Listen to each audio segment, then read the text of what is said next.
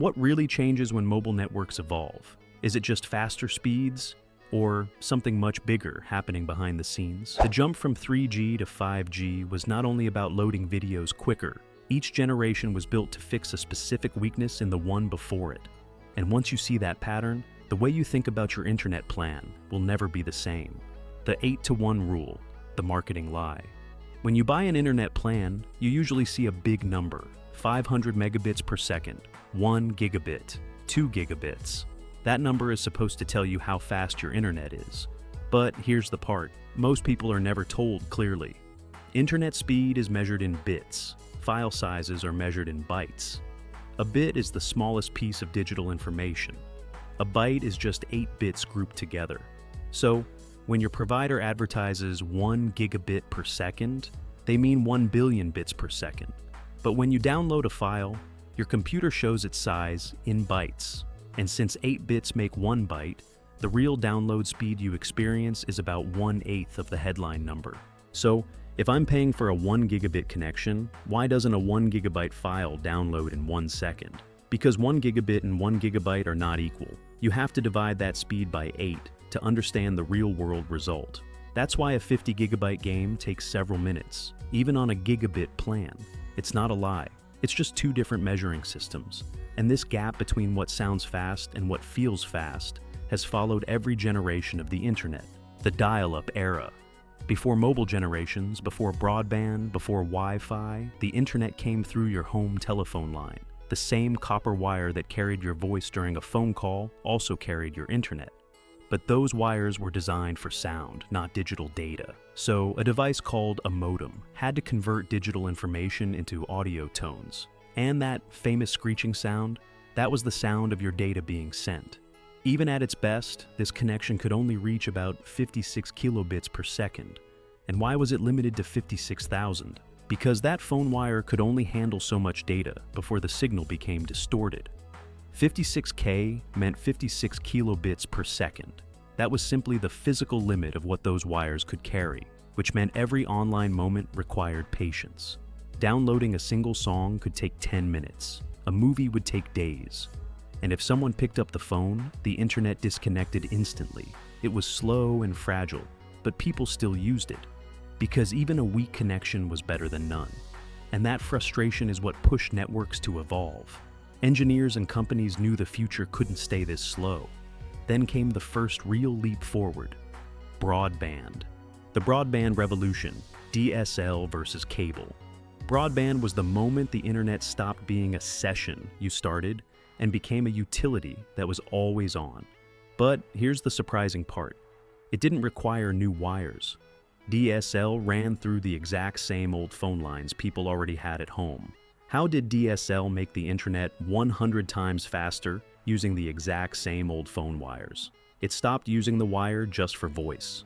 Human speech only takes up a narrow band of the wire's capacity, about 300 to 3,400 hertz. DSL, short for Digital Subscriber Line, figured out the rest of the wire was basically empty space at higher frequencies. By putting voice calls on the low frequencies and data on the high frequencies, DSL allowed them to coexist. But it had a distance flaw. The higher the frequency, the faster the signal fades. If you lived more than 3 miles from the phone company's central office, your speed tanked. This is where cable internet won the war. Cable used coaxial lines meant for television. These pipes were already built to carry massive amounts of data. While DSL was struggling to hit 6 megabits, cable was casually offering 50. But cable had its own socialist flaw. You shared your bandwidth with your neighbors. If everyone on your block watched Netflix at 8 p.m., your 100 megabit connection would crawl. You were all drinking from the same straw.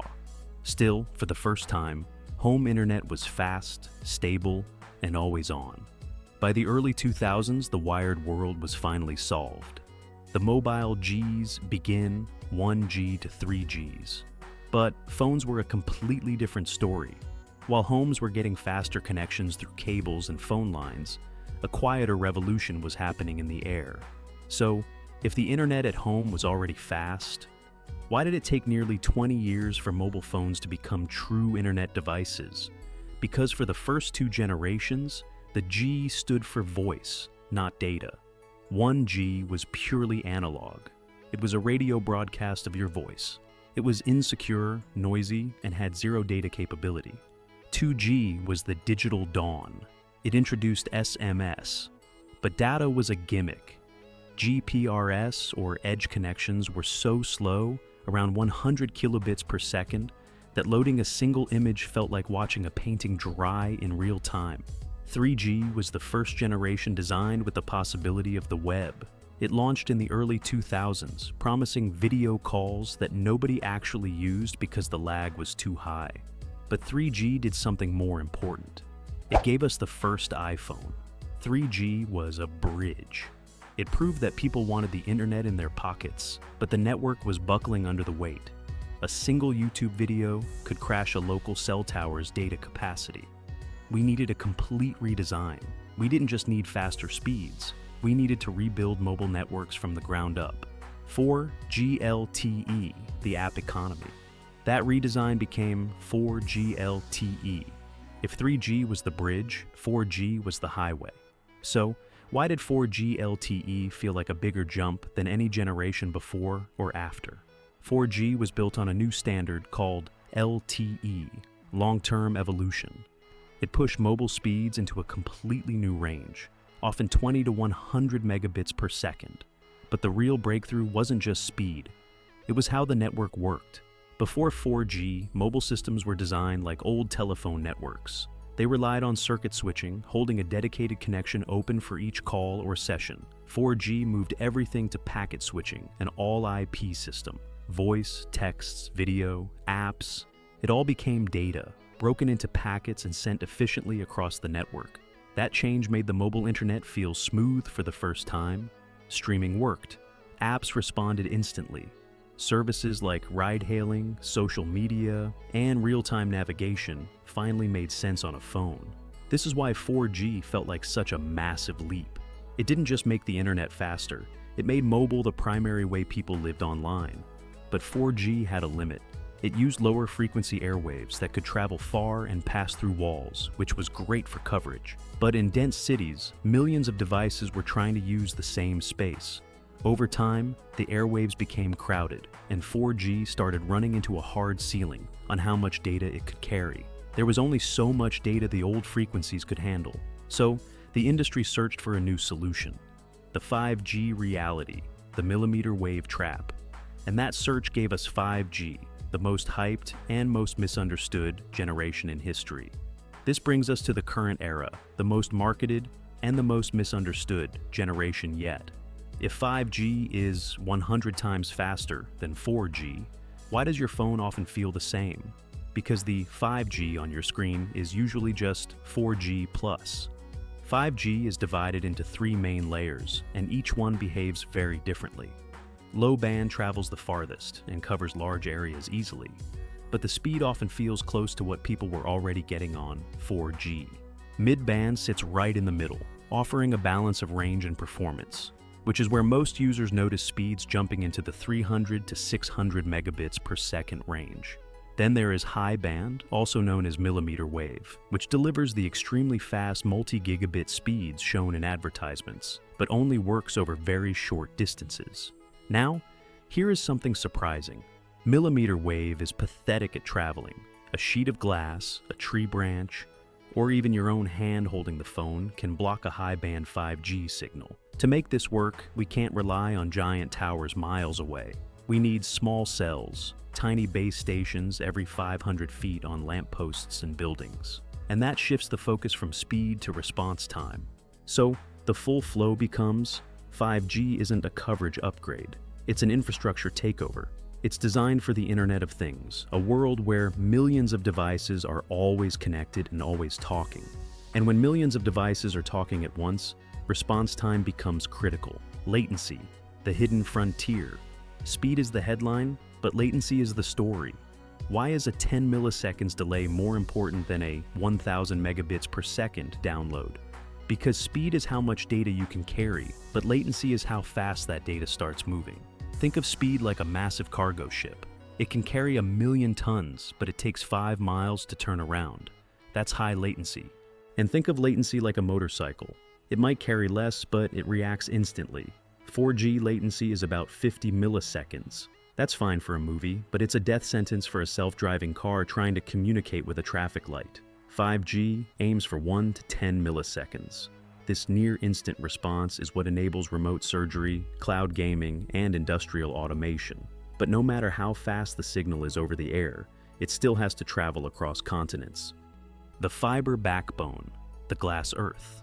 Everything we have discussed, your Wi-Fi, your 5G, your LTE, eventually feeds into the same hidden system, a thread of glass buried under the ground and oceans.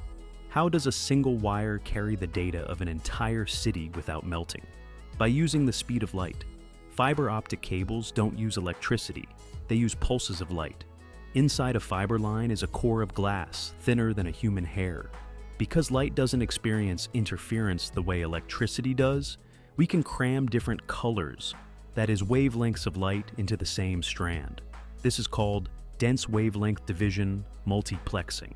While you are excited about your 1 gigabit home fiber, the backbone cables, the ones running under the Atlantic Ocean, are moving data at terabits per second.